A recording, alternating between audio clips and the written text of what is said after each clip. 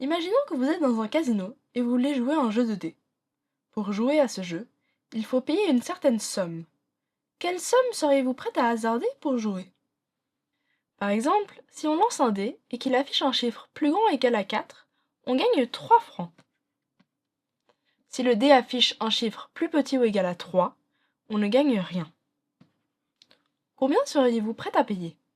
Pour répondre à cette question, il faut faire la moyenne des gains. Cette moyenne, c'est la probabilité qu'on gagne 3 francs fois 3 plus la probabilité qu'on ne gagne rien fois 0. Les deux probabilités sont égales à une demi, donc cela nous fait une demi fois 3 plus une demi fois 0, et donc cela nous fait 1 franc 50. Donc théoriquement, on serait d'accord de payer 1 franc 50 pour jouer au jeu. Maintenant, imaginons qu'on gagne 3 francs seulement si on obtient un 5 ou plus, et sinon, on ne gagne rien. Dans ce cas, on payerait moins, car on a moins de chances de gagner.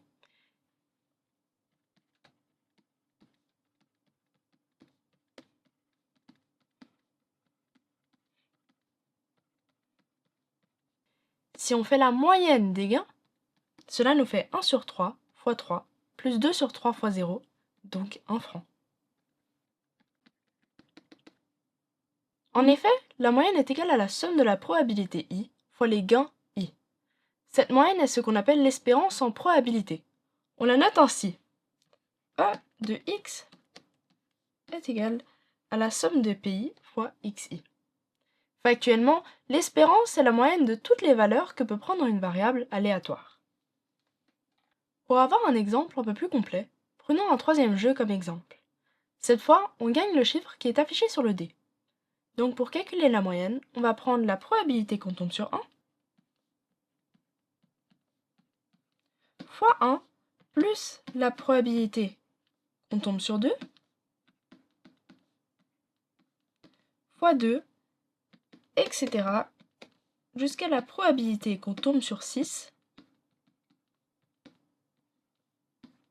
fois 6. Cela nous fait 1 sur 6 fois 1 plus 1 sur 6 fois 2, etc. jusqu'à 1 sur 6 fois 6. Et cela est égal à 3,5. L'espérance de ce jeu est de 3,5. Imaginons qu'on a 2 dés et que le gain est le produit des deux. De combien est son espérance? Il faut faire la probabilité que le premier dé affiche un 1 fois la probabilité que le deuxième dé affiche un 1 fois 1 plus la probabilité que le premier dé affiche un 1 fois la probabilité que le deuxième dé affiche un 2 fois 2, etc. Cela semble assez long, mais nos deux jets de dés sont indépendants. On peut utiliser la règle suivante pour le calcul de la moyenne du produit, qui est dans ce cas égale au produit des moyennes. Comme on a vu dans le jeu d'avant que l'espérance individuelle d'un dé est de 3,5, cela nous fait 3,5 fois 3,5, ce qui est égal à 12,25. Avec ceci en tête, venons-en à notre paradoxe du jour, le paradoxe de Saint-Pétersbourg. Ce paradoxe, même si son nom est illusoire, vient d'une célèbre famille mathématicienne suisse, la famille Bernoulli, originaire de Bâle.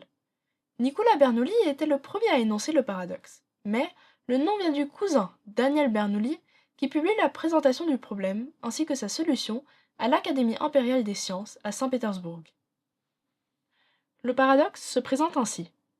On joue à un jeu qui consiste à lancer une pièce de monnaie plusieurs fois jusqu'à ce qu'elle tombe sur pile.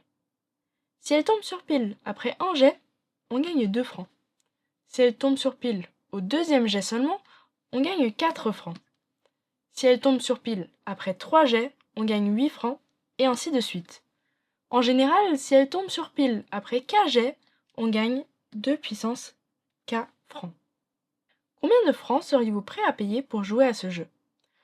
En suivant ce qu'on a dit avant, il faut calculer l'espérance des gains pour répondre à cette question.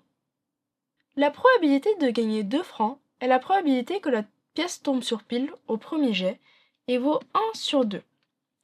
La probabilité de gagner 4 francs est la probabilité que la pièce tombe sur pile au second jet seulement, c'est-à-dire la probabilité qu'elle tombe d'abord sur face et ensuite sur pile.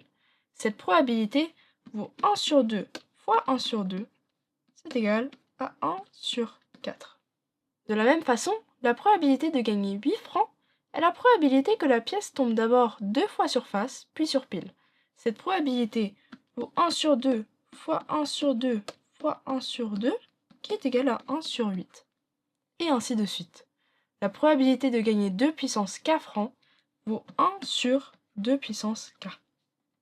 Pour calculer l'espérance, on doit additionner les produits entre les gains et la probabilité qu'on obtienne ces gains.